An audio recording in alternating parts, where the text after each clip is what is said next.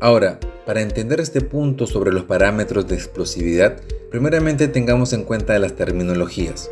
Yo he visto muchos casos que se confunden con qué es LEL, qué es LCE, UEL, LIE, pero vayamos por partes. Miren, LEL significa en inglés The Lower Explosive Limit, lo que en español sería LIE, ¿no? Límite inferior de explosividad. Y el UEL en inglés es el Upper Explosive Limit, que para el español sería el límite superior de explosividad. Entonces el LIE o LEL en inglés es el límite inferior de explosividad. Es la concentración mínima de gases, vapores o nieblas inflamables en el aire por debajo de la cual la mezcla no es explosiva, o mejor dicho, esa cantidad de combustible presente en el aire no es suficiente para propagar la combustión, y estaríamos hablando de esto, ¿no? Entonces, en esta imagen aquí abajo ustedes pueden ver que hay un fosforito, ¿no? Pero no va a encender porque dice que es demasiado pobre para arder. Ustedes ven estos circulitos que hay mucha presencia de nitrógeno, poco oxígeno y casi nada de combustible. Entonces aquí no va a arder. Ahora veamos el LSE o UEL, el límite superior de explosividad. Y en este caso vemos que hay mucho combustible, casi nada de oxígeno y muy poco nitrógeno. Acá tampoco es lo suficiente para arder, ¿no? Acá es muy pobre y acá es muy rico para arder. Ahora, ¿qué pasa? Que cuando estas concentraciones de nitrógeno, oxígeno y combustible no están en el LIE ni en el LSE y se encuentran aquí, sí es la zona de peligro, no es la zona inflamable, y aquí sí va a arder. Por ejemplo, el propano y el monóxido de carbono son dos ejemplos de gases inflamables, ¿no? Miren que para el caso de propano va a arder cuando se encuentre entre 2.2 y 9.5%, ¿no? En esta zona.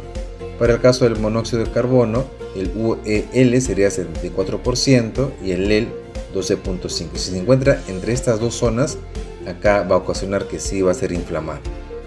Vamos a seguir viendo esto con más calma para que ustedes puedan entenderlo con más detalle. Esta es otra forma de ejemplificar el LIE y el LSE. En esta zona no se podría producir la combustión por falta de combustible, y acá ese LSE no se produce por la combustión por falta de oxígeno. Pero cuando se encuentra esa concentración entre el LIE y el LSE, es una zona con riesgo de explosión. Vamos a verlo acá con otro ejemplo. Entonces ustedes van a ver que cada sustancia inflamable tiene su límite inferior de inflamabilidad y límite superior de inflamabilidad, ¿no? Por ejemplo, acá el amoníaco está entre 15 y 28, esta zona es de alto riesgo inflamable. Monóxido de carbono entre 12.5 y 74, esta es la zona de riesgo. Propano 2.1 y 9.5, esta es la zona de riesgo.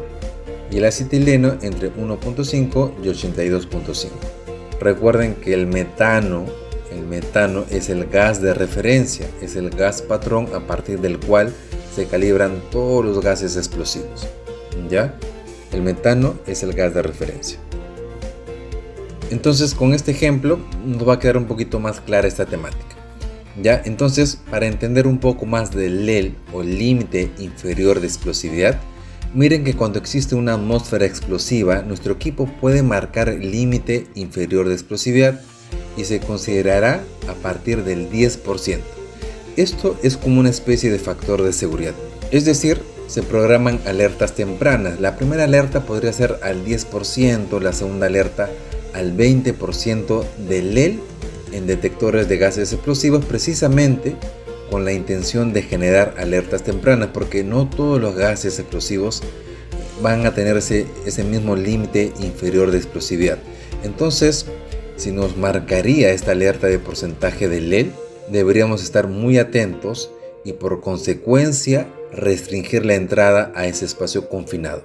Entonces miremos que el LEL, y lo he tomado como ejemplo, es 5% y su límite superior de explosividad es de 15%. Entonces entre este rango es ese riesgo, ¿no? Ese riesgo de inflamabilidad, de explosión. Entonces, cuando nos dicen que las alertas son al 10% del LEL, aquí les puse un ejemplo, que como tenemos que el LEL del gas metano es de 5% del volumen, esto equivaldría a mi 100% de explosividad. Es decir, ya estamos en una zona peligrosa. Entonces, a un 50% de explosividad sería justamente 2.5% del volumen del LED. Y si me dicen que mi primera alarma de detección de fuga se calibra al 10% del LED, sería justamente 0.5% del volumen, ¿no? Eso es el 10% de explosividad.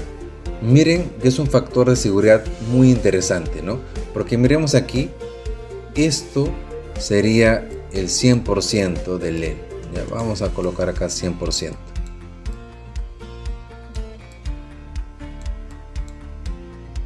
Pero me dice, yo sería 50, que mi primera alerta me va a mandar al 10%. ¿Ya? De alguna manera el equipo te dice, oye, ten cuidado porque ya se está aumentando, ¿no? Y de repente acá una segunda alerta al 20%.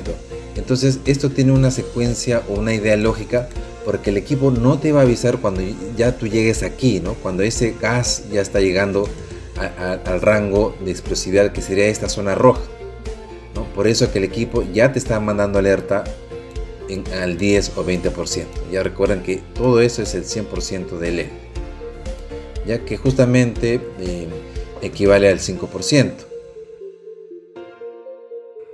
Y finalmente vemos que en estos equipos también, en este equipo multigases, también han sido diseñados para marcar explosividad, concentración de gas combustible en porcentaje de LEL.